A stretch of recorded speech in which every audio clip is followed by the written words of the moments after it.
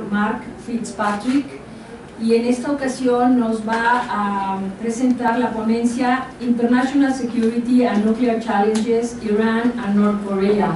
Sin lugar a dudas, un tema de gran interés en este mundo cada vez más complejo.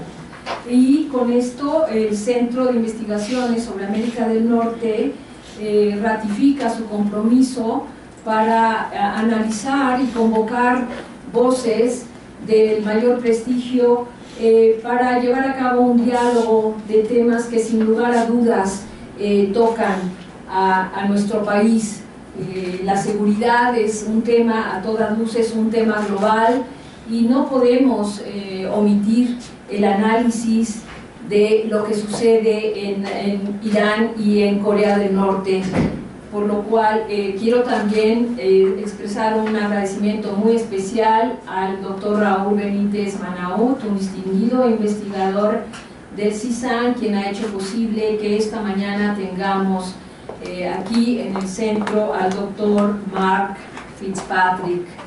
El doctor FITZPATRICK dará una ponencia, después el doctor BENÍTEZ dará algunos comentarios para luego darles el uso de la palabra y que ustedes puedan también plantear algunas preguntas.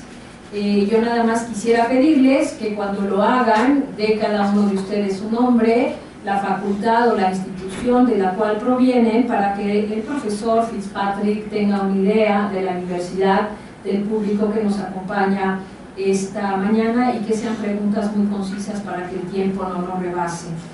Bueno, el profesor FITZPATRICK recibió el grado de maestro en políticas públicas en el Kennedy School of Government de la Universidad de Harvard, y además hizo estudios de posgrado en la Japanese National Institute of Defense, donde su tesis de disertación se versó precisamente sobre el tema de Japón y Corea del Sur. Después de 10 años al frente del International Institute for Strategic Studies y Non-Proliferation and Nuclear Public Policies, el profesor se mudó a Washington para fungir precisamente como el director ejecutivo de este organismo. El profesor FITZPATRICK centra su investigación, su trabajo precisamente en los peligros nucleares, la no proliferación nuclear y el control de armas. Es autor de múltiples obras, una de ellas intitulada Asia's Latent Nuclear Powers, Japan, South Korea and Taiwan. Otra más, The Iranian Nuclear Crisis, Avoiding Worst Case Outcomes. El doctor FITZPATRICK ha servido también en la misión de los Estados Unidos en Viena. Perdón, es que todo está en inglés y lo estoy diciendo en español. This is the reason why, well, including ha estado a cargo de la consejería sobre temas nucleares, y ha fungido también como liaison con la Agencia Internacional de Energía Atómica. It is a pleasure having you here, Professor Patrick. As I mentioned before, you need to come back. Please, the floor is yours. Thank you very much, Director NÚñEZ. I feel very embarrassed. I have to explain that I'm not a professor, nor am I a doctor. I never got the qualifications that you did. I got mine through experience in the diplomatic corps, and then working as a researcher in London for the past 10 years. It's very nice to come to this university. It's my first time to come here in over 45 years. I came here as a boy, just as a tourist, and to see the library again, it's very nice. So we're going to do this without translation? Is it okay? The translation. It's, It's simultaneous. yes, it is. Oh, yes, perfect, yes, yes. perfect, great. Okay, this week in Washington, there's a focus on problems of nuclear terrorism. Your president is one of 50 global leaders meeting in Washington tomorrow for the 4th Nuclear Security Summit. I'm rushing back tonight to attend. I attended the one in the Netherlands 2 years ago.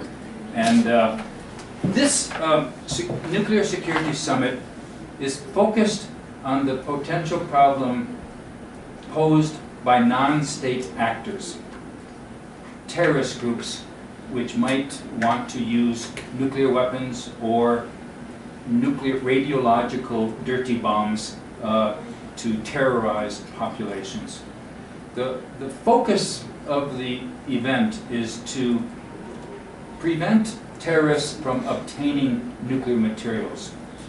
The focus is on the supply of nuclear materials to make sure that all nuclear materials are secured, consolidated so that terrorist groups cannot obtain them. The focus is on the supply, and it's on non-state actors.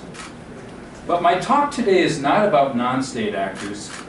It's about state actors that pose the greatest challenges, or that have posed the greatest challenges in nuclear proliferation.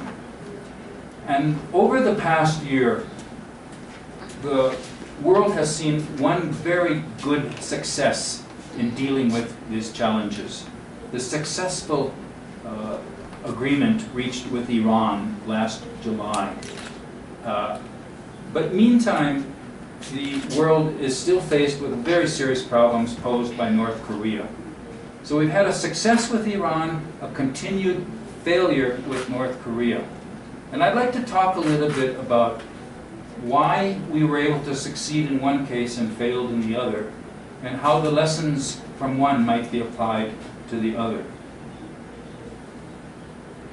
I've been working my entire diplomatic career on the problem of North Korea.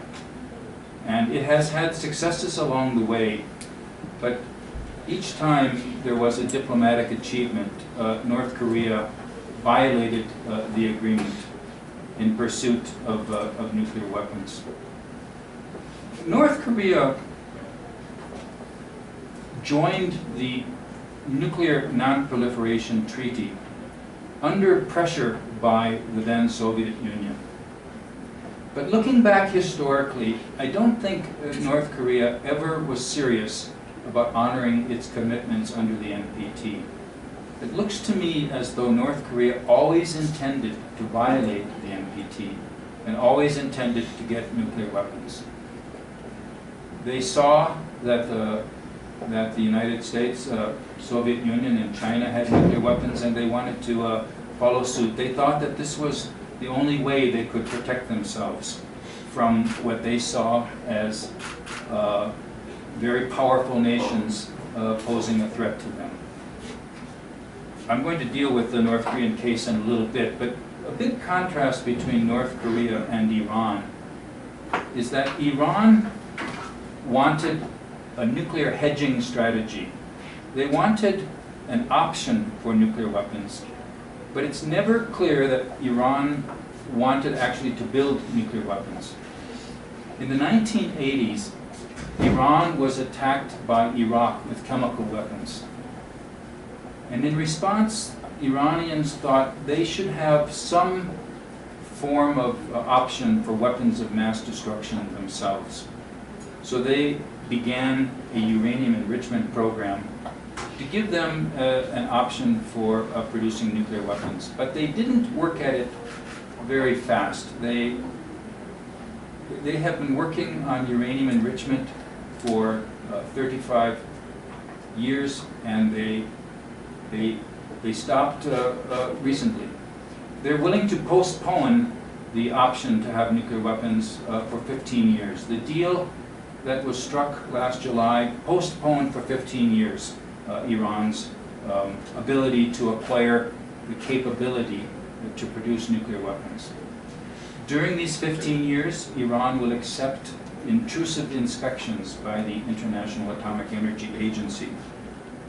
And it is hoped that during these 15 years of intrusive inspections, trust will be built up between Iran and other countries, so that even when the limits are lifted in 15 years, the trust will be maintained, the inspections will be continued, and Iran will still realize that it doesn't need to have nuclear weapons. It can maintain its defense through diplomacy and by having a nuclear hedging strategy, nuclear weapons potentially in the future if it wanted to go that way, but it couldn't get them very quickly. Another big difference between Iran and North Korea is that under Iran's religious edict, nuclear weapons are haram, they are forbidden under their interpretation of Islam. It's a very important basis because it provided a common basis for negotiation.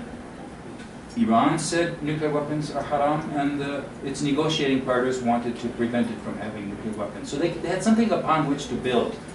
Now many people say, well, you know, Iran's religious edict could be changed. How can you be sure? I think we have to respect people's religion, and so the United States tried to use this as a building block, and it was successful. Two other reasons that the Iran deal succeeded is that it was a good combination of diplomacy that relied both on disincentives and incentives.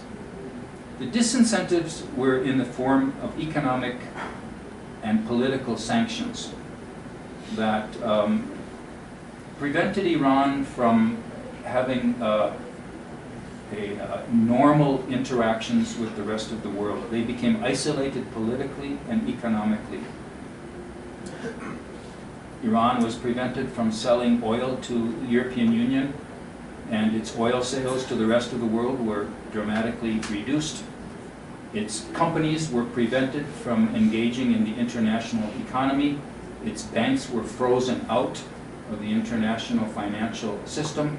Its banks were unable to use the normal avenues of financial communications governed by the system based in Belgium. And although Iran's economy was not sinking, it wasn't growing. The sanctions, they didn't strangle Iran, but they prevented it from growing. And it became more and more burdensome to the Iranian economy. But sanctions alone did not force Iran to negotiate. There had to be incentives. Most countries do not just bend to sanctions and say, okay, we give up, we respond to pressure. Most countries respond to pressure by trying to put pressure themselves. And for many years, Iran responded to pressure by building up its nuclear program. For many years, the more sanctions that were applied, the more Iran built up its program by building centrifuges to enrich uranium. There was a race between sanctions and centrifuges, and the centrifuges were winning the race. So the United States realized 2 years ago that they couldn't stop Iran from having enrichment entirely. The policy used to be no uranium enrichment. You have to have zero. And Iran just was not going to accept zero. Few countries would accept to give up entirely something that is deemed to be the inalienable right of states to have nuclear technology for civilian purposes. So the United States realized that Iran would not accept zero, but maybe it would accept limited enrichment. The United States made a big compromise to move from zero to limited, and then Iran made a big compromise to move from unlimited to limited. And they found a compromise that would work. This compromise is under challenge today, both in Washington and in Iran. In Washington, it's under challenge because the nuclear agreement only dealt with nuclear development. It did not address ballistic missiles. And Iran's hardline military continues to develop missiles that could hit Israel, that could hit parts of Europe, that could hit Saudi Arabia. And it's not prohibited by either the agreement or by the United Nations Security Council. But it violates the spirit of the agreement and the spirit of the Security Council resolutions. The most recent resolution of the Security Council, number 2231, adopted last July, calls upon Iran to stop developing missiles that are designed for nuclear weapons. The wording calls upon does not make it mandatory, but the spirit was to stop it. Iran has been testing many missiles in the last few months. It's not a violation of the resolution, but the United States and other members of the Security Council yesterday sent a letter saying that Iran's missile development was in defiance of the Security Council. Defiance does not mean a violation, but it means defying the spirit of the resolution. Because of this defiance, groups in Washington, particularly members of the Congress, believe that Iran is cheating. And so they want to impose new sanctions on Iran. If there are new sanctions imposed on Iran, Iran will feel that it's a violation of the spirit of the agreement itself, and then Iran will probably respond by increasing the missile development, and we'll be back into this cycle of tit for tat. So I'm worried about what's developing. I think we need new negotiations with Iran on its missile program, and they probably need to be multilateral negotiations, because Iran is not the only country in the Middle East developing missiles. Israel has them, Saudi Arabia is developing them or buying them from China. So I think a multilateral regional missile development moratorium is the best way to address this problem, not just more sanctions. Maybe some more sanctions would create some leverage, but we need also diplomacy and engagement. So the key thing I want to stress here is that diplomacy works when you have people on both sides willing to make compromises. Iran elected a new president in 2013, Hassan Rouhani. He's not a moderate, but he's pragmatic. He was willing to undertake negotiations and to seek compromises. And the United States had a president, Barack Obama, who was willing to accept compromises. And the United Kingdom had a prime minister, David Cameron, similarly willing to compromise. So there was a congruence on both sides, a willingness to compromise. Now in the case of North Korea, I don't know that we have the same willingness to compromise on both sides. Over the past 20 years, the United States and its partners in South Korea and Japan have tried several times to negotiate with North Korea. There was one successful negotiation in 1994. North Korea agreed to stop its plutonium development program, but it cheated by pursuing uranium enrichment. Plutonium and uranium enrichment are the two paths to a nuclear weapon. Uranium enrichment was the bomb that the United States used to destroy Hiroshima in 1945. Plutonium was the basis for the bomb that destroyed Nagasaki 3 days later on August 9, 1945. There's two paths to the bomb. North Korea agreed in 1994 to stop the plutonium path, but they pursued secretly uranium enrichment path. And the United States and its partners discovered this and challenged North Korea, and the deal broke down. They tried again in 2005 through something called the six-party talks. The North and South Korea, and it each had two partners. South Korea had the United States and Japan, North Korea had Russia and China. 6 parties. And they agreed on a basis for negotiation on September 19th, 2005, a joint statement. North Korea agreed to denuclearize. And all the parties agreed to normalize relations. The United States would have relations with North Korea and Japan would normalize their relationship. Japan would have provided assistance, economic assistance. But it all fell apart very soon. The United States applied sanctions because of North Korea's counterfeiting operations, counterfeiting U.S. currency and drug smuggling. And North Korea tested a nuclear weapon in 2006 in defiance.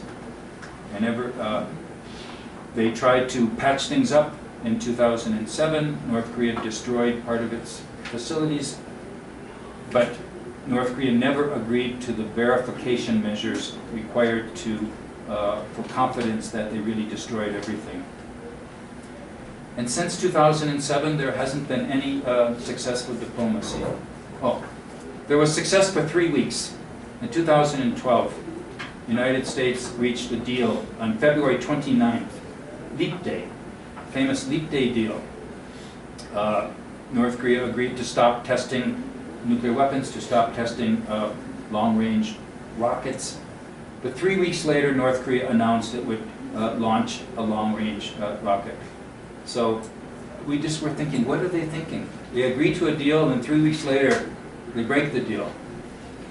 This was a slap in the face of President Obama, who thereafter saw no reason to deal with these people. Obama was willing to negotiate with Iran, but he's not really willing to put effort into negotiating with North Korea because they violated the deal. We thought that Kim Jong-un, the new leader of North Korea, who succeeded his father in 2012, December 2012. December 2011. His father died suddenly, and he came to power. And we all thought, good, this young guy, he was educated in Switzerland. He must be liberal, right? Switzerland. Well, we thought he would be like Gorbachev, you know, perestroika and transparency. Turned out he was more like Stalin. He killed his uncle. He killed the generals who were assisting his transition. Everybody who seems to be a threat to him, he's been killing. So, and then he violated the Leap Day deal in 3 weeks' time. So, America has no faith that this guy, Kim Jong-un, is a responsible partner. But I think maybe we are giving up too soon. Maybe we should press a little bit more. I don't think we know the man. You know, he's easy to make fun of. You know, he's fat. He has a funny hairdo. You know, he spends time with American basketball player Dennis Rodman. He's a weird guy. But it's so odd. The only American who knows Kim Jong-un is Dennis Rodman. Other Americans tried to meet him, but he doesn't want to meet. I think we need to try harder to find out what's in his mind and try to change his mind or offer him something. See if he would be willing. I doubt that he would be willing. I think that North Korea will not give up nuclear weapons ever. They say so. Or they say, as long as the United States has nuclear weapons, North Korea will have nuclear weapons. Oh, it's fair, right? Oh, come on. North Korea is not in the same league as the United States.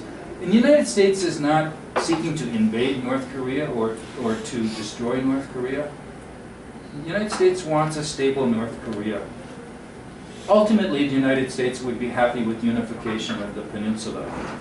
Unification that would probably be like the German unification of the larger, democratic, market-oriented part swallowing the rest of it.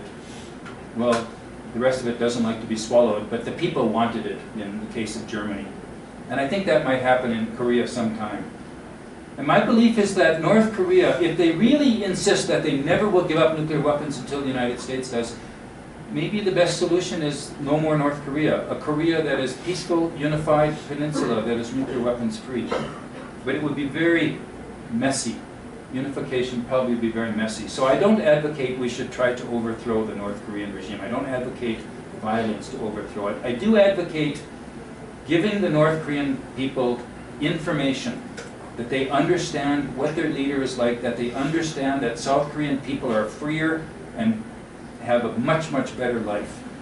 And if the North Korean people know that the South Korean cousins are better off, maybe they would like to be like the cousins. Just as the East Germans, because they had information from West Germany, they decided to join the cousins in Western Germany. And now they're much better off in Eastern Germany than they were before unification. And I think in the North Korean case, they will be much better off after unification. But I think we should at least try to negotiate, try to find both sanctions and incentives. Sanctions are being adopted now stronger than ever.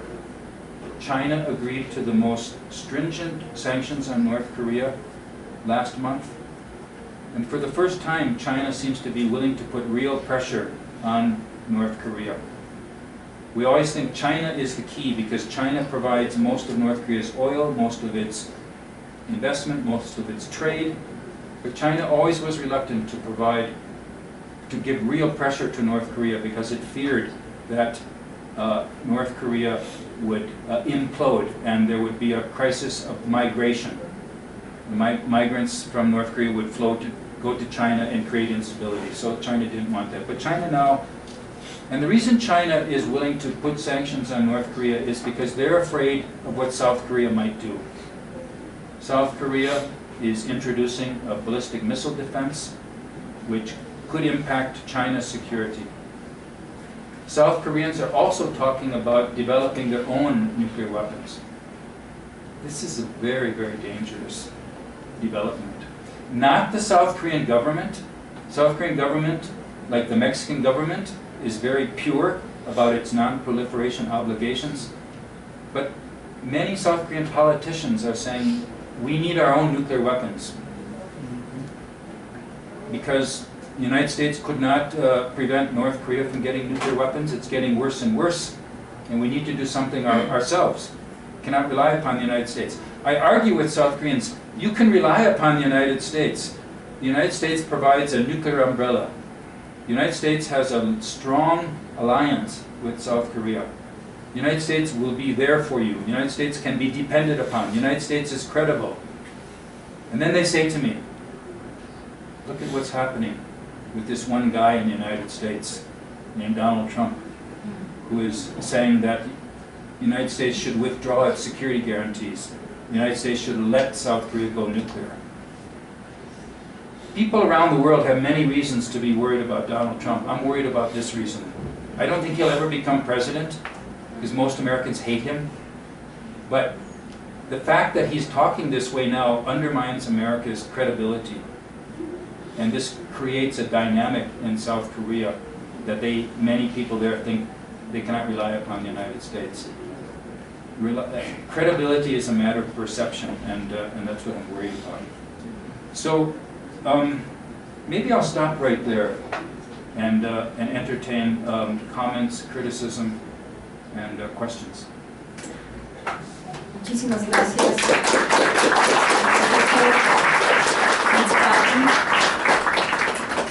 Paso la palabra al doctor Raúl Benítez Manaut.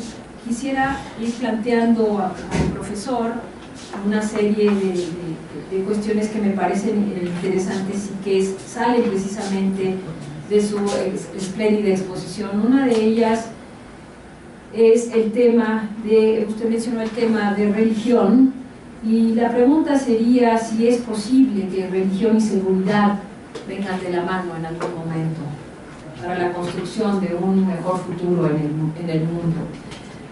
Otra de las cuestiones que me parece muy importante, que subrayó en su exposición, es el hecho de que el acuerdo entre Estados Unidos e Irán fue un acuerdo incompleto y por lo tanto los riesgos que plantea el asunto de los misiles balísticos están sobre la mesa, y si esto de alguna manera, dado el escenario electoral que se está planteando en los Estados Unidos, ya ha sido mencionado de alguna manera por los precandidatos, pero cómo se perfilará ya en la contienda por la presidencia, después de las convenciones, un tema tan complejo como este.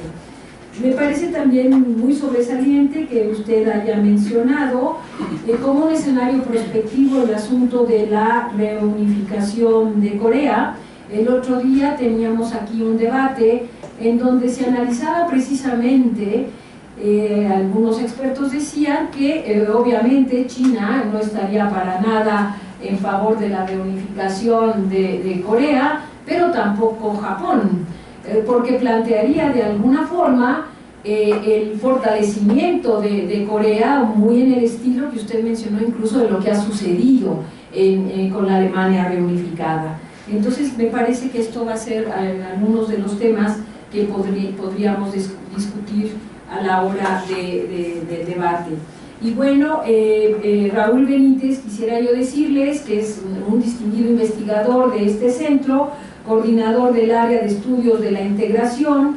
Él hizo su posgrado en el Sede, en el Centro de Investigación y Docencia Económicas, y tiene un trabajo doctoral en estudios latinoamericanos por esta misma universidad.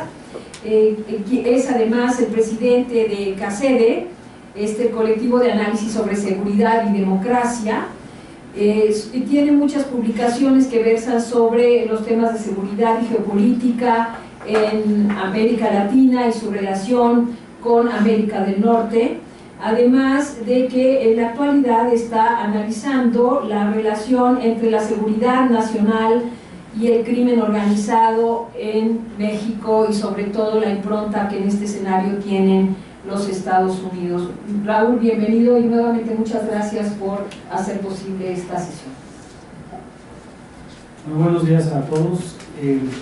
Yo agradezco mucho la disertación, la conferencia del profesor Marc FITZPATRICK, porque nos ilustra dos de los aspectos más relevantes que están generando una tremenda crisis a nivel internacional en el ámbito de la seguridad, que es el tema nuclear.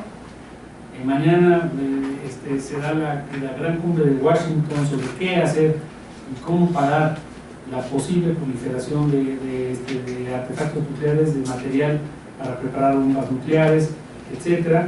Y la conferencia del profesor pues es muy a tiempo para poder discutir estos problemas, y estos problemas se vienen acumulando desde, en el caso del Medio Oriente, se vienen acumulando desde las ofensivas que ha hecho el Estado Islámico, pues ahora sí que contra todo el mundo que se quiera poner ahí, porque es la población, son las ruinas arqueológicas más viejas del mundo, son objetivo militar del ISIS. No hay ninguna distinción entre estados, no estados, fronteras, no les importa el tema de las consecuencias humanitarias de sus acciones, con el millón de refugiados que están buscando salvar su vida en Europa, etc. Ahora, aquí el profesor es un experto muy conocedor del asunto nuclear en la península coreana y en Medio Oriente. Hizo una comparación muy buena, marcando similitudes y diferencias del caso. Yo quiero señalar algunas de las diferencias más interesantes. Lo que señaló la profesora Silvia Núñez, el tema de religión y seguridad. En la península coreana la religión prácticamente está fuera de el lugar en este debate, y sin embargo en el Medio Oriente pues la religión parece ser el 90% de las cosas que suceden en términos de amenazas a la seguridad en el Medio Oriente.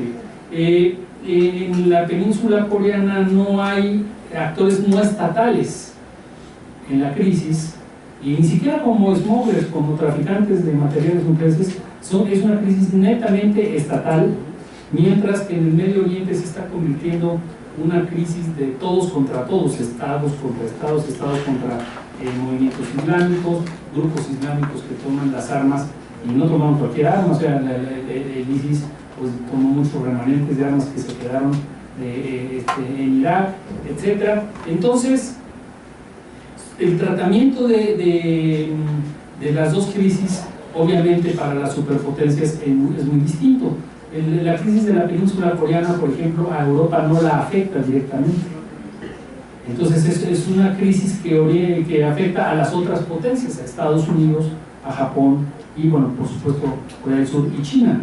En cambio, la crisis del Medio Oriente, Europa es el principal epicentro de la crisis, mientras que China, Japón, Estados Unidos, pues son afectados muy colateralmente por la crisis del Medio Oriente, quizás excepto por el tema energético.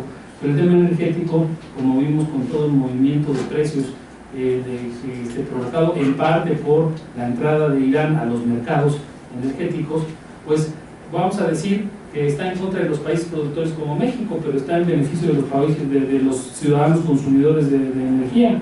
Entonces podríamos decir que incluso la entrada de Irán al mundo vendedor de petróleo, pues el 99% de los estadounidenses están felices por la baja del precio de la energía. Entonces este tipo de cuestiones marcan muchas diferencias de las dos crisis, pero hay un elemento en común, que es el tema nuclear, la proliferación nuclear, la eficiencia o no de los acuerdos firmados en el siglo XX para parar la carrera armamentista nuclear a distintos niveles, y esto fue muy abordado con mucha precisión por el profesor FITZPATRICK. Sin embargo, creo que habría que enfocar mi comentario al factor ISIS. Yo creo que la convocatoria de la cumbre nuclear tiene de telón de fondo el impacto que tiene un grupo armado irregular que tiene la pretensión incluso de ser Estado. O sea, los candidatos a la presidencia de Estados Unidos, Sanders, Trump, Hillary y Ted Cruz, han dicho literalmente que el Estado Islámico está liderado por un grupo de salvajes. Sanders usó esa palabra, Trump también usó esa palabra, a los cuales hay que eliminar de la faz de la tierra, con lo cual yo incluso podría coincidir. El tema es cómo se va a hacer eso, porque aquí la cuestión es que ¿cómo nace ISIS? Es la pregunta. ISIS nace de una Al-Qaeda muy golpeada por todas las estrategias de Estados Unidos, nace de una ocupación de Estados Unidos en Irak que no logró resolver los problemas de construcción institucional y política para poder neutralizar los liderazgos religiosos políticos radicales en Irak, y de una salida abrupta de Irak por los Estados Unidos, una salida rápida de Estados Unidos en Irak, producto de una promesa de campaña del presidente Barack Obama. Y precisamente el epicentro de ISIS sale de la ciudad de Mosul, y como ISIS no tiene fronteras, pues el califato da hasta donde puedan llegar sus miembros, y entonces atravesó fácilmente las fronteras de Siria, porque en Siria no hay un Estado que controle todo el territorio, porque vive una guerra civil desde hace 5 años, guerra civil con grupos armados que están desafiando la gestión del Estado sirio, desde la llamada primavera árabe y la forma tan represiva con que el propio Estado sirio trató de contener la primavera árabe. Eso se convierte en una bola de nieve, y entonces tenemos nosotros una gran cantidad de grupos armados, el cual en este momento ISIS es la amenaza mayor a la seguridad internacional que tenemos. Y esto provoca crisis paralelas de seguridad, como el tema de la migración. Hasta hace 5 o 6 años antes de la primavera árabe, el tema de grupos de migración masiva, con miles o millones atentando la estabilidad de las sociedades europeas, no se había dado. Pero con las primaveras árabes y la respuesta islámica, por ejemplo, la primera respuesta islámica política, la caída de Mubarak y la llegada del Estado Islámico en Egipto, empieza a perfilar cómo estaba afectando a las poblaciones de los países estos vaivenes tan bruscos de la política interna de esos países, la caída de los dictadores de la época de la Guerra Fría, la emergencia de movimientos pro-occidentales como era la primavera árabe, pro-occidentales y urbanos, y luego la toma del poder de los movimientos islámicos, y dentro de esos movimientos islámicos hay una gama de diferencias donde la máxima radicalidad está en el ISIS. Entonces, ¿qué va a pasar mañana en la conferencia de Washington? Una conferencia que de forma asombrosa convoca a la gran mayoría de los líderes, Y la preocupación es que no caigan en manos de ISIS los materiales nucleares, que no empiecen a circular en el mercado negro materiales nucleares para producir bombas, porque en manos de esos señores sí es una amenaza a la seguridad global el material nuclear. Se hablaba de lo mismo hace 20 años en la Yugoslavia y cómo se podían vender materiales e insumos nucleares cuando se desmantela la ex Unión Soviética, y si gobernantes que eran en aquella época definidos como el eje del mal, como Muammar Gaddafi, etcétera, podían adquirir esos materiales en aquellos años. Pero en esta época Muammar Gaddafi al final de cuentas era un líder de un estado, como es el jefe de Estado en Corea. Pero el ISIS no es un estado, no quiere tener reconocimiento de la ONU, no quiere tener un asiento en la ONU, no quiere tener bandera, quiere destruir, quiere expulsar a los sirios que no están con ellos. Entonces esto genera una serie de problemáticas de seguridad inéditas y con un tremendo impacto. Yo con esto, profesor, dejo este comentario porque obviamente hay muchísimas preguntas no resueltas que ni siquiera los líderes van a poder resolver mañana en sus debates en Washington, y también pues, dejar ideas para poder discutir con el público. Muchas gracias.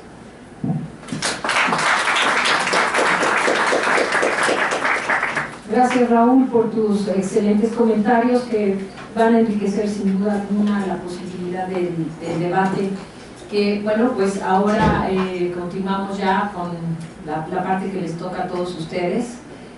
Así que por favor, embajador,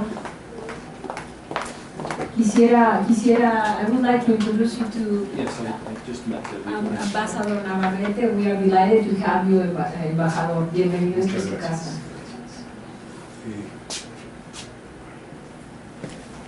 Estoy muy agradecido por la plática que hemos escuchado, que resultó para mí muy gratamente sorprendente en el sentido de traer un enfoque fresco, muy sobre los temas del momento, pero en una perspectiva de amplio alcance, de largo plazo. Y es en esa perspectiva de largo plazo en que yo quisiera plantear mi pregunta. Me pareció sumamente interesante la idea de continuar lo que podría llamarse el espíritu del acuerdo con Irán de 2015, para complementar los puntos aún pendientes, sobre todo la cuestión de los proyectiles balísticos y la idea de una moratoria en el desarrollo de estos vectores que se expresó. Me parece sumamente interesante.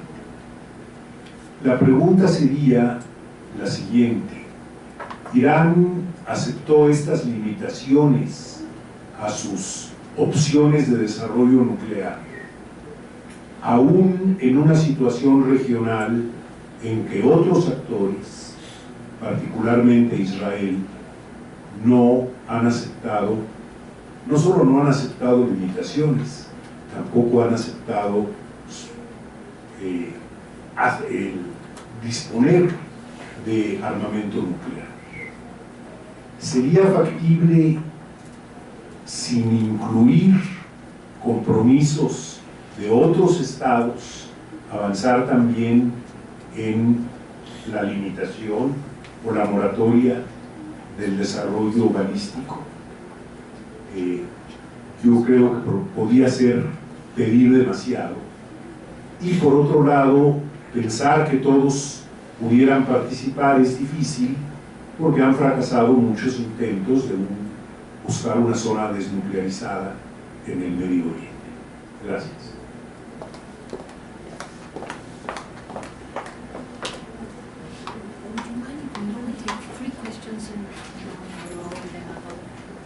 Dos preguntas más para que el profesor pueda responder el primer bloque, por favor. Gracias. Jorge Suárez, de la Facultad de Ciencias Políticas y Sociales. Primero que nada, yo quisiera recalcar que la conducta de Corea del Norte puede ser por lo menos irracional desde mi punto de vista. Y gran parte de las de las violaciones que se ha hecho a los acuerdos pactados ha sido en parte porque su contraparte no ha cumplido. El acuerdo de 1994, el Senado no lo aprobó, el Senado estadounidense no lo aprobó, razón por la cual en el 97 lanzan el TEPO-NO. Pero todo esto es diferente con Clinton, donde sí hay una disposición por negociar, que precisamente en el 2000, previo a la cumbre o posterior a la cumbre, no recuerdo, de los presidentes, del presidente surcoreano y Kim Jong-il, Madeleine Albright visita Pyongyang, se estaban a un paso de llegar a la consolidación de relaciones, establecimiento de relaciones, comercio, etcétera. Pero es con Bush en a finales de 2000, 2001 que se va al traste todo esto, ¿no? Y es precisamente ¿por qué? Porque no respetan lo pactado en 1994, porque no avanzaron en el sentido de las negociaciones con Madeleine Albright. Igual en el 2005, que se llegó a un acuerdo, pero Estados Unidos no respetó ese acuerdo y congeló los activos de todas las cuentas norcoreanas cuando se había acordado que no lo iban a hacer. Pero yo coincido con su punto de vista de que es necesario incentivos con sanciones. Sin embargo, hemos visto muchas sanciones y cero incentivos. Aquí el problema con Corea del Norte es cómo establecer los incentivos si como precondición para cualquier tipo de negociación a partir de Bush y Obama y posterior. Yo creo que el siguiente presidente también va a tener esa precondición, va a ser la desnuclearización total de Corea. Entonces, ¿cómo pedirle a un país, a tu contraparte, que su único sustento de Estado, de seguridad y digamos de seguridad económica y seguridad digamos nacional es las armas nucleares? ¿Cómo pedirle que se desnuclearice para negociar? O sea, sería como pedirle que entregara su vida antes de negociar. Entonces, ¿cómo poder llegar a este rumbo del engagement sin pedirle estrictamente que se desnuclearice previa negociación? Entonces, yo creo que ahí me gustaría escuchar su opinión de cómo hacer y sentar a Corea del Norte en la mesa de negociación sin necesariamente pedirle que se desnuclearice.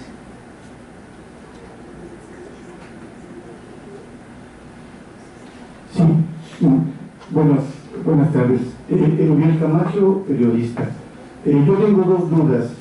Aquí se habló de un tema muy importante que cada día tiende a ser más en boga en toda la opinión pública mundial, sobre la seguridad mundial y las armas nucleares, pero yo quisiera más o menos que se ahondara con respecto a la cuestión de seguridad nacional y religión, puesto que el atentado de Pakistán que se realizó recientemente demuestra que la política tiende a ser un poco más religiosa, o la religión tiende a ser un poco más política, puesto que ese grupo que se adjudicó la autoría de ese atentado en Pakistán es un grupo que no solo ataca a los talibanes, que son religiosos, sino que se hace más religioso todavía. O sea, yo tiendo a creer que en cuanto a la religión y política, como decían algunos escritores y algunos políticos como Torre, en el siglo XXI va a ser un siglo más religioso todavía, ¿no? Entonces, en ese aspecto, yo siento que se tiende a ahondar más al respecto en el caso del Medio Oriente. En la cuestión de la península coreana, donde hay un hermetismo completo de Corea del Norte que ha estado desafiando a Estados Unidos, yo quisiera preguntar si, porque hace tiempo se habló de que había unos especie de incentivos de Estados Unidos para Corea del Norte para que detuviera su carrera nuclear mediante alimentos, puesto que existía una carestía de alimentos en Corea del Norte y con eso se calmaban. O sea, yo siento que en cuanto a la cuestión de Corea del Norte, que se va a hacer más agudo el tema, hay cosas que deben de aclararse. Si fue cierto este incentivo de que Estados Unidos, con darle alimentos para detener su programa nuclear, se detendría un poco, o que esto es una especie de chantaje por parte de Corea del Norte. Gracias.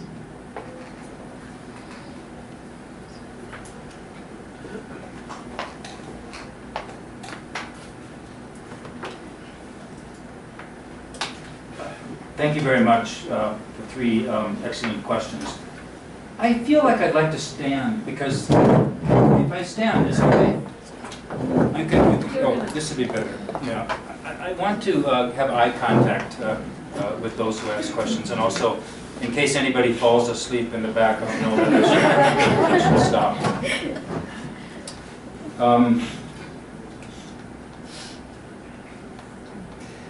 Ambassador Navarrete, you asked a very important question regarding what is often called a double standard, that Iran is asked to accept limits on its nuclear program, which it should have a right to do for its civilian energy program, but Israel is not required to accept any limits or even to join the NPT. Isn't this a double standard? And I suppose it is a double standard. I would say that Iran joined the NPT of its own free will, and it violated the NPT. It didn't join the NPT because of Israel, nor did it begin to violate the NPT because of Israel. As I said, that Iran began to develop nuclear technology because it was attacked by Iraq, chemical weapons. And actually, the United States took care of that problem. It invaded Iraq, toppled Saddam, and took care of Iran's immediate security challenge. But then Iran began to talk more and more about destroying Israel. They used words like Israel should be wiped off the map. Israel should disappear from the pages of history. Hearing this, wipe off the map, disappear from pages of history, any Jewish person, wherever he lives, especially in Israel, has to remember the last time somebody talked about wiping off the map, Jewish. You know, they remember the Holocaust and they don't want it to happen again. So Israel began to also threaten Iran in retaliation. And, but I think the threats come more from Iran to Israel than vice versa. It would of course be best, if all of the states in the region accepted nuclear weapons-free status. You referred to all the efforts. I'm sure you were involved in this, promoting a nuclear weapons-free zone in the Middle East. It never succeeded. And I think that we ought to start step by step, and that's why I propose a missile negotiation that would be multilateral. And I think it may be possible for Israel to accept limits on its missile program if Iran accepts limits. And maybe we could start there. And maybe Israel would realize eventually that they don't need nuclear weapons for their security, because the threats to Israel come from the individuals living near its borders, the groups that employ terrorist tactics. And nuclear weapons are of no use against such groups that employ terrorist tactics. Mr. Juarez, you asked, you know the North Korean situation very, very well. I can tell you're a student of the North Korea. I would disagree with you on some of the factual points. I was involved in some of these negotiations in the past myself.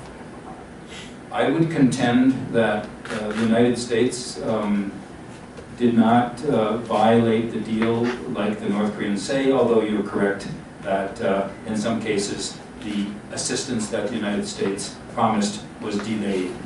But I know that the U.S. Senate continued to provide the assistance up until 2002, when North Korea's violations were very clear. North Korea began to violate the 1994 deal in about 1997. In about 3 years, they began to violate it. We know this because Pakistan former President Musharraf, in his memoirs, talked about the uranium enrichment technology that Abdul Qadir Khan was providing to North Korea. So North Korea was the first one to violate. They violated the spirit and the letter of the 1994 agreement. You also referred to the 2005 deal, and you correctly noted that North Korea Bank was sanctioned in 2005. The bank in Macau was sanctioned because North Korea was counterfeiting U.S. currency, and no country can allow its currency to be counterfeited. But it's a reasonable debate about whether the U.S. Treasury should have chosen this time to apply the sanction. You might think that the U.S. government was, the right hand and the left hand were not acting in unison. Many governments have this right hand not knowing what the left hand is doing. But it was interesting that the financial sanctions applied to North Korea in 2005 really got their attention. It escalated in a bad way, but it suggests that North Korea is vulnerable to sanctions. And I think the financial measures that are being applied now can get their attention, but they have to be, it has to go tandem with incentives, with engagement. And you're right that Bill Clinton and Madeleine Albright pursued negotiations in 2000. Madeleine Albright went to North Korea, tried to get a deal on missiles that ran out of time. And George W. Bush came into office. His Secretary of State, Colin Powell, tried to continue the negotiations, but was vetoed by the President and the Vice President. I think it was unfortunate. I think it wasn't a good outcome. And the North Koreans, they feel kind of bewildered. America changes presidents every 4 or 8 years, and then the policies change. And they say, their policies never change because their presidents never change. This gets to the third point about religion. I'm very happy that you mentioned the religion issue. Is this a new idea? I have a new research topic that came to my mind. The importance of religion, or the role of religion in countering weapons of mass destruction. And I think it's important to realize how useful religion was in resolving the Iran problem, or at least reaching a deal. Iran's interpretation of Islam that nuclear weapons are haram. It provided a basis upon which to build. Too often in the Western societies, we look at Islam as a force for problems, that fundamental Islam is certainly a force of problems, but Islam itself is a religion of peace in most societies and should be recognized as such. North Korea has no religion, it is often said. Mr. Juarez, they have a religion. It's the three Kims. It's the Father, the Son, and the Holy Ghost. No, the Father, the Son, and the grandson. They are the religion. The Kim family is the religion in North Korea. It's remarkable. The father, the founder of the country, Kim Il-sung, he died in 1994, but he's still regarded as living eternally, eternal life. They celebrated his 100th birthday. There are parallels to Western religion here. And Kim Il-sung, before he died, he said to the son, we should establish relations with the United States.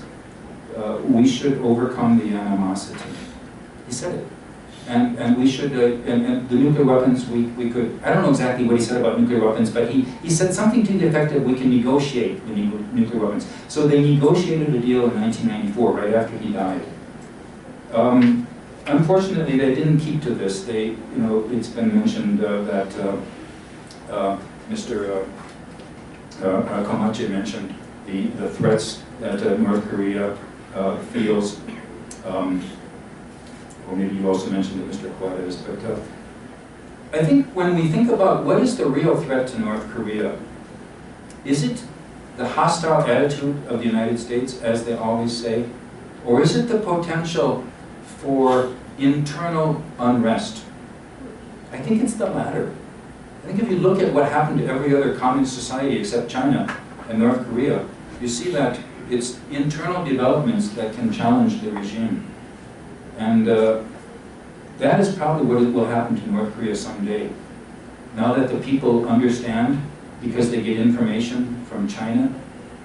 Oh, and from Western missionaries. South Korean Catholic missionaries go to North Korea and try to teach North Koreans about religion. They get arrested, they get thrown in jail. But they're trying to bring information. And information flow can be the biggest challenge to the North Korean regime. So, the idea that the United States could provide food, and this is blackmail, persuade them to give up their nuclear weapons. what does a country need nuclear weapons for? It's for defense of the regime. If food can help preserve the regime by providing the people a basis for living, it's not a bad trade-off. It's normal in diplomacy to try to find something that the other side wants in order to give up what you don't want them to have. It's a normal diplomatic practice. It's not blackmail. So I was a diplomat. I kept trying to find, what does North Korea really want? What can we trade them? Diplomatic recognition was one thing. So we offered diplomatic recognition. But it turns out they were not so interested in that. They didn't want to have a normal diplomatic transactions. We thought, well, food assistance, because they had famine, food is what they want. No, they didn't want that so much. They want a sense of legitimacy. They want to be respected. Any country wants respect. And they don't want to, they want to feel secure. So in 2005, they were offered sovereignty, respect for sovereignty, a promise not to invade, and a path to normalization of relations with the United States and with Japan. And it was a wonderful deal. But it fell apart because they didn't want to accept a verification. They didn't want inspectors to go in to their country. It doesn't mean we shouldn't try again. I think we should keep trying. But I know that in many parts of the world there's a sense that, you know, America is to blame. America is the large power. The large power should be the one to make the concessions. But it does take somebody on the other side willing to make deals and to honor the deals. And so many times I have seen North Korea violating the deal. In 1997, they violated the 1994 deal. In 2006, they tested a nuclear weapon in violation of the 2005 agreement. In 2008, they refused to accept the verification of the... And in 2012, the Leap Day deal lasted 3 weeks. So I'm not very optimistic about the willingness of North Korea to accept legitimate, sincere negotiations. I think we should keep trying. We can't give up. The problem is getting too bad. And sanctions alone won't do it, but sanctions maybe could help. Gracias, profesor. 3 preguntas, por favor. 1, 2.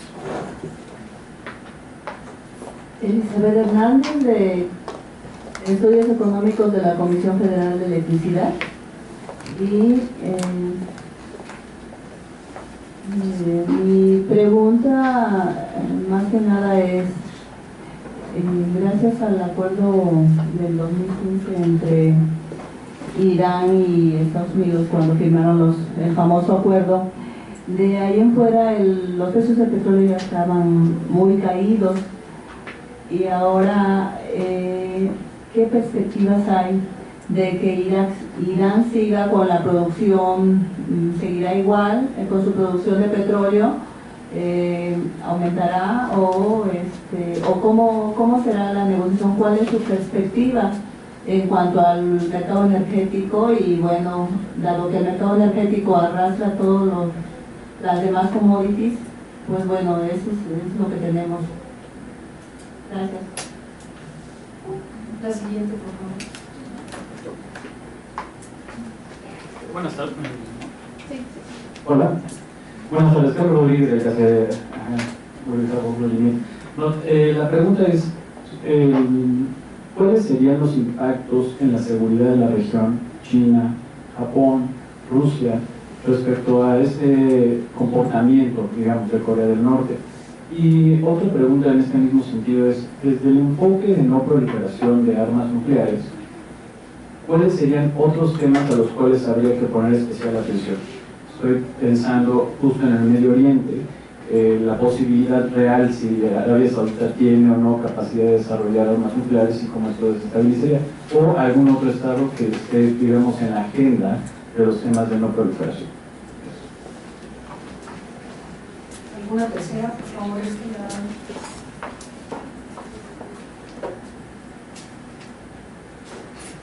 Muy buenas tardes. Gabriel García, de Ciencias Políticas. A mí me preocupa mucho el problema de la migración, sobre todo en estos países que pues ha venido proliferando a través de la guerra. ¿Qué se va a hacer al respecto con ellos? Puesto que en Bélgica ya están manifestando movimientos sociales que no quieren a los sirios, que no quieren a los árabes, puesto que ellos buscan un refugio y desafortunadamente no se tiene. ¿Qué va a pasar con esta gente? ¿Qué hace Estados Unidos para poderlos apoyar o tener algunas negociaciones con otros países de Europa para poder darles este apoyo? Gracias.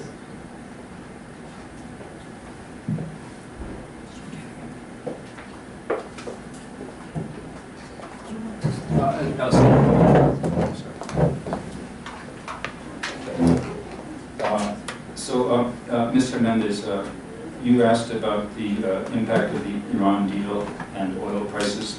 I forgot to mention that when I was talking about sanctions having an impact on the Iranian economy, actually the fall of the oil price had a much bigger impact on the economy, bigger than the sanctions. But the sanctions multiplied the impact, and that's one reason Iran wanted to come back to the negotiating table.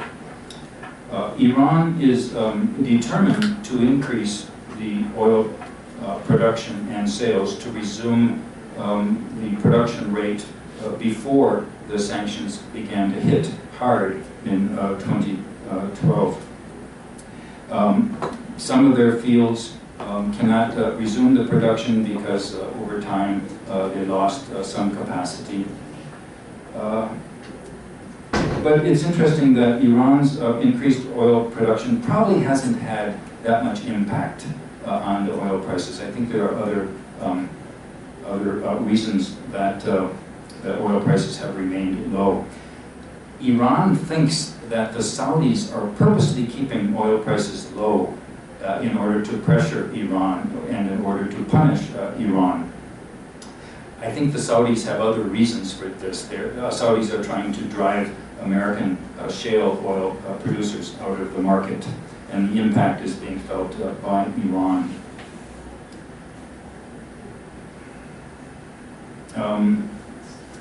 Carlos Rodriguez, you asked a couple of questions. The Chinese are very worried about North Korea's, how other nations in the region are responding to North Korea.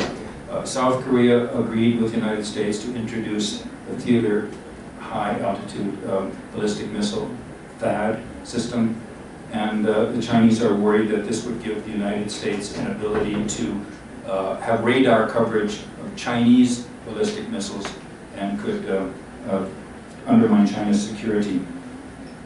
This is why China has agreed to stricter sanctions. The Middle East case, there's concern that Saudi Arabia would want the same capabilities that Iran has. In fact, the Saudis have made very clear that if Iran gets nuclear weapons, Saudi Arabia will get nuclear weapons. If Iran is allowed uranium enrichment, the Saudis want uranium enrichment. I don't think it's so easy for Saudi Arabia to get uranium enrichment, because the 45 countries that are participating in the nuclear suppliers group are prohibited under their rules from supplying such technology to a state that wants to use it for potential weapons purposes. So this leaves other states that are outside the nuclear suppliers group, Israel, India, Pakistan, North Korea. Israel is not going to supply it. I don't think India is going to supply it. India doesn't want to help an Arab state. Pakistan is the usual answer, because Saudi Arabia helped to finance Pakistan's nuclear weapons program in the 1980s and 1990s. And there's some kind of a deal, some kind of a handshake, a gentleman's agreement, that if Saudi Arabia needed nuclear weapons, Pakistan would supply them. I haven't seen the details of this agreement, but when I talk to Pakistanis, they say, what agreement? Or if there was an agreement, that was yesterday. What has Saudi Arabia done for me today? They say they're not going to assist Saudi Arabia developing nuclear weapons. And they say this, and I believe them. Because look at how Pakistan responded when Saudi Arabia said, please join us in attacking the Houthis in Yemen. Saudi Arabia asked Pakistan to supply troops and aircraft. The Pakistan parliament said, no way, unanimously, no, we're not going to do that. So if they won't supply aircraft, I don't think they're going to supply nuclear weapons. But what I worry about is retired Pakistani nuclear scientists being lured to help Saudi Arabia. We have to be careful about this. Our intelligence agencies have to be on the lookout. I talked to Pakistani government officials. They say they're not going to let it happen. They're going to pay Pakistan retired nuclear scientists, give them a job for the rest of their life so they don't need to go to Saudi Arabia. And so I asked, what are you going to pay them? And they won't tell me that. So I'm a little worried about Pakistani retired nuclear scientists. And I'm worried about North Korea. Now, fortunately, there's no trade between North Korea and Saudi Arabia. But North Korea would be willing to sell anything to anybody if they can make money. So intelligence agencies have to be very careful about what North Korea might be doing. Mr. Garcia, you asked about migration. It's outside my area of responsibility. My colleagues from Chatham House can talk about this a little more. But you asked the question, what is the United States doing? And I would say the United States is engaged in a diplomatic effort to bring peace to Syria. If Syria can be pacified, if the war in Syria can be stopped, this would eliminate the greatest incentive for migrants to go to Europe. So the United States is trying to address the causes of the migration by engaging in peace talks in Syria. And the United States agreed that Iran could join the talks because Iran is one of the principal supporters of the Assad regime. The United States used to not want Iran to participate, but Obama made a compromise.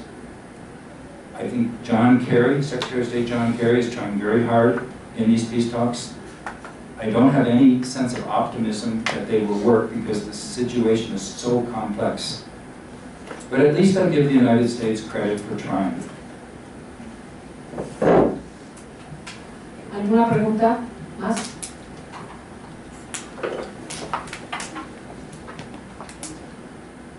Gracias. Thank you very much, doctor. Yadiana López, de la Facultad de Ciencias Políticas y Sociales, y retomando las reflexiones del doctor Benítez sobre la cumbre nuclear y los riesgos que hay de que estos grupos terroristas accedan a material nuclear, a mí me gustaría su opinión sobre esta posibilidad que realmente se está contemplando, pero no a artefactos y a devices nucleares tradicionales, sino a la posibilidad de que utilicen bombas sucias u otro tipo de tecnología no convencional para realizar algún acto terrorista. Porque estamos pensando en la lógica tradicional de controlar los misiles, de controlar la venta de materiales nucleares, pero ¿qué pasa con estas posibilidades y si la cumbre u los sistemas de inteligencia lo están considerando? Gracias. ¿Alguien más?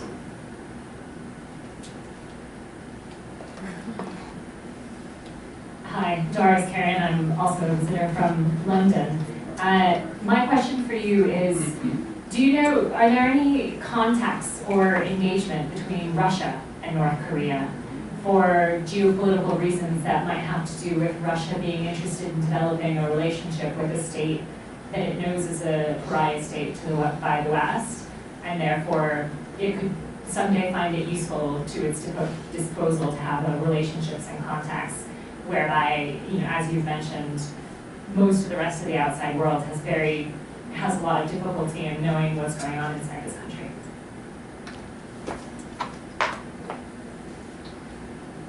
I would like to ask a question. Is it possible for me? You're the director.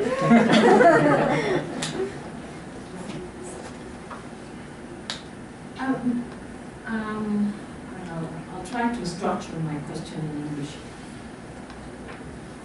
What is it really behind the Daesh phenomenon? For me, it's kind of interesting to realize why is it that the Western states, beginning with the US, has been reacting in such delay against Daesh.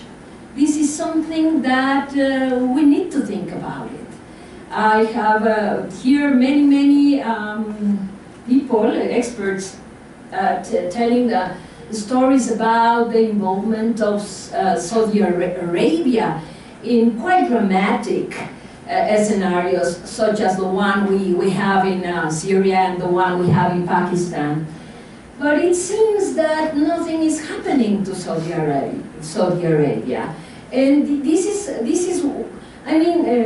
is a paradox. Why is it that America is not really confronting the Saudi Arabia? I mean, I know that America has been trying to get rid of Bashar al-Assad, but I mean, it seems that Bashar al-Assad is not living, and it's hard for me to realize, to understand that America is not playing hard politics in that region, because of the dimension of the humanitarian crisis in Europe, because of all this displacement of people. It's been taking already too long. And now you have this meeting in Washington, and my question is, what is the real, are we, the dangers the whole world is really confronting in terms of having all these nuclear weapons? Well, we don't know in how many countries, places in the world there are nuclear challenges.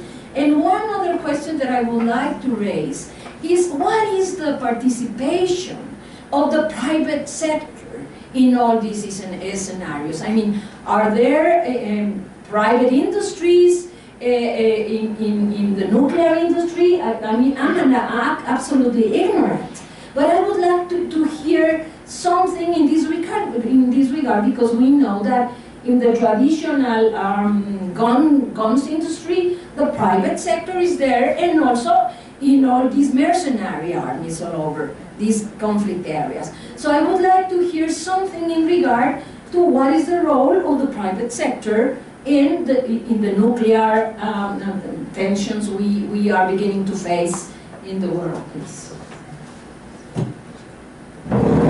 It's good that we are nearing the end, because the questions are getting harder and harder.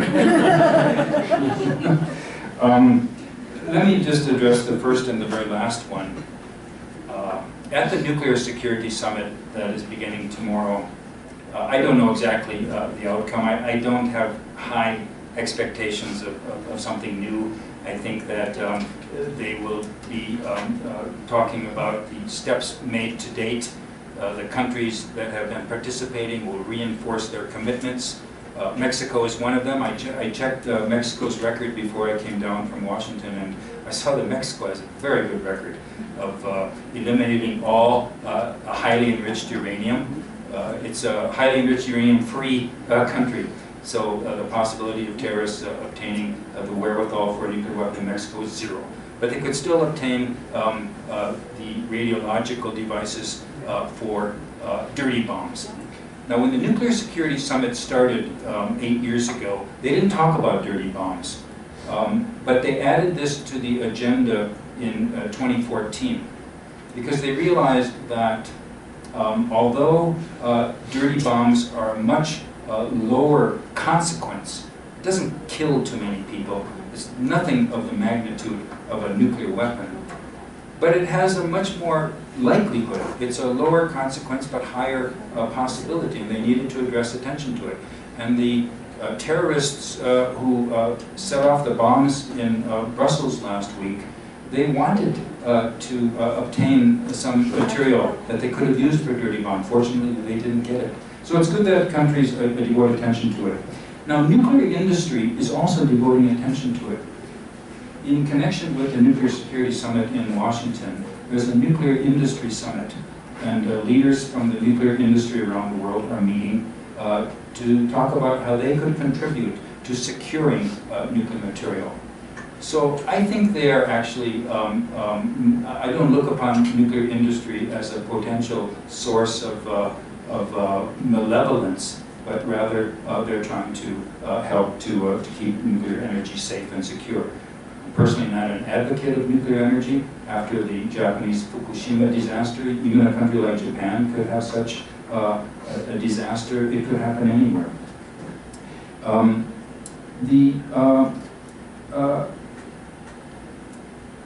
Director Núñez, part of your question about why is the United States responding too late to the Daesh, why didn't they put pressure on Saudi Arabia? I remember talking to friends in Saudi Arabia a few years ago when evidence came up about private individuals in Saudi Arabia and in Oman and United Arab Emirates, Kuwait, providing assistance to Daesh as it was emerging. And I would ask my Saudi friends, and they would deny it at all. U.S. Treasury was putting pressure on Saudi Arabia behind the scenes to try to stop the flow of such assistance. Some of what the United States does is late and clumsy and ineffective, but some of what they do is behind the scenes and has some effect. But by the time they stopped the assistance from these private individuals, Daesh had other means of sustaining itself by selling oil and by engaging in criminal behavior that provided them with the wherewithal. But again, in this area, I'm not an expert. My colleague Doris Carrion is an expert, and maybe she can talk with you all later about this. I thank you very much. Nobody fell asleep, as far as I can tell. You're a very good audience. You asked good questions, some tough questions, some hard questions, and I appreciated learning from you as well. Thank you.